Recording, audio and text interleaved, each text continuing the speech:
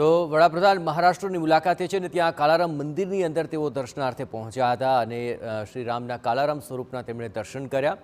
આપને ખ્યાલ છે તે મુજબ મુંબઈને અટલ બ્રિજની આજે ભેટ આપવામાં આવનાર છે અને એ પહેલાં મહારાષ્ટ્રના પ્રવાસે જ્યારે પીએમ મોદી નાસિક પહોંચ્યા ત્યારે તેમણે રોડ શો યોજ્યો।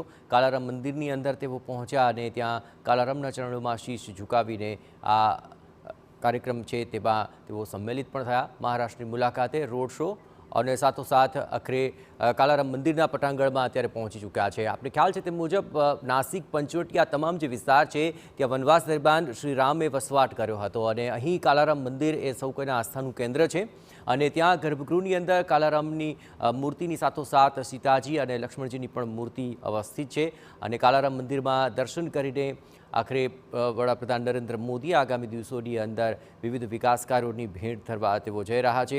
મહારાષ્ટ્રની મુલાકાતની અંદર નાસિકની અંદર કાલારામ મંદિરનું અતિ મહત્વ રહેલું છે અને ત્યાં વડાપ્રધાન નરેન્દ્ર મોદી આજે કાલારામ મંદિરના દર્શનાર્થે પહોંચ્યા છે। નાસિકમાં તેમણે એક રોડ શો પણ યોજ્યો અને રોડ શો બાદ હવે તેઓ અહીં પહોંચ્યા છે કાલારામ મંદિરના દર્શનાર્થે। આ મંદિર આસ્થાનું કેન્દ્ર છે અને નાસિકના સૌથી મોટા રામ મંદિરોમાંનું એક છે। કાલારામ મંદિરમાં પહોંચીને તેમણે વિવિધ પૂજન અર્ચન કર્યા હતા અને તેમના ચરણોમાં શીશ ઝુકાવ્યું હતું, આરતી પણ ઉતારી હતી।